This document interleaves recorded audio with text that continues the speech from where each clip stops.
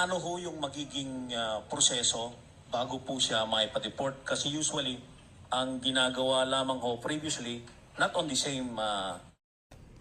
So magandang araw po sa ating lahat mga par. So ngayon, nagbalik naman tayo para maggawa tayo ng video reaction sa patungkol po ito mga par sa Russian vlogger na nangharas sa kapwa natin Pilipino.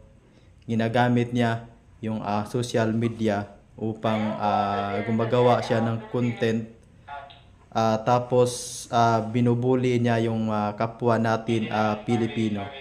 So mga par, ay yung Russian vlogger mga par na nang bully sa atin, yung kapwa natin Pilipino, ay nandun na sa kustodiya ng DILG at sinampahan ng kaso, and handa na siyang ikukulong dito sa Pilipinas mga par. So ipakita ko sa inyo mga par yung video na nandun na siya ngayon sa DILG upang sampahan na siya ng kaso. Ito po mga par. For content, may papalaho pa kayo sa iba pang mga dayuhan na ganito yung mga ginagamit na katatawanan yung mga Pilipino para sa kanilang content at pagkakitaan? Kaya nga dito tayo ngayon para isang mabala sa lahat. Hindi lang Pilipino, hindi lang dayuhan. Ang tao ay ginagalang. Hindi natin ginagamit yan na pagtawanan para pagkakitaan. Ang nangyayari dito kay Vitali ay magbablog siya ng kapastusan, magbablog siya ng harassment, kukuha siya ng maraming views at pagkakitaan niya. Ayun ang pinakamasakit yan. Niloloko tayo para pagkakitaan gamit ang social media. Ngayon, babalato sa lahat ng mga gustong ganito pang gawin. Huhulihin namin kayo. Hindi kami papayag na pasusin nyo ang mga Pilipino. At lalong-lalo na, walang exempted sa batas dito sa Pilipinas. Okay. Next would be Mr. Val from DZRH.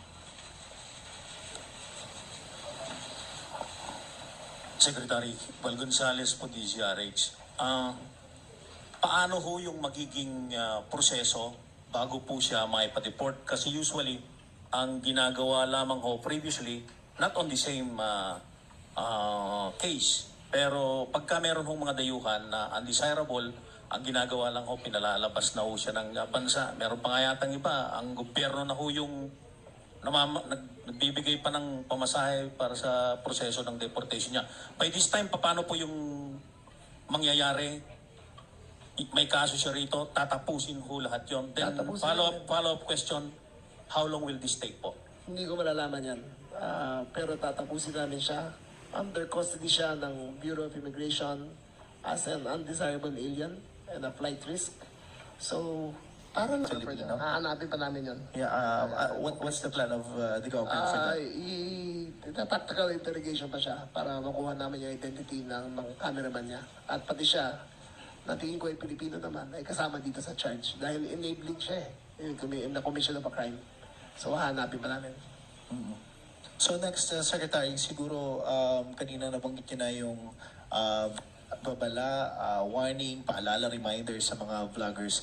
Meron po ba kayong plano to at least suggest to our lawmakers na gumawa ng specific law na magta-tighten or magiging more strict when it comes to these vloggers, foreign or local vloggers? Dapat yan, cyber libel crime natin ay modify pa. Sasuggest namin sa mga lawmakers to na So yun po mga parno, ay sinampahan ng kaso ang Russian vlogger mga par. Kasi hindi naman maganda yung ginagawa niya na pinubuli niya yung mga kababayan natin na Pilipino. Tapos hindi pa niya pinaalam na i-content lang. Paki-subscribe naman sa aking YouTube channel upang lagi po kayong updated sa mga video reaction natin.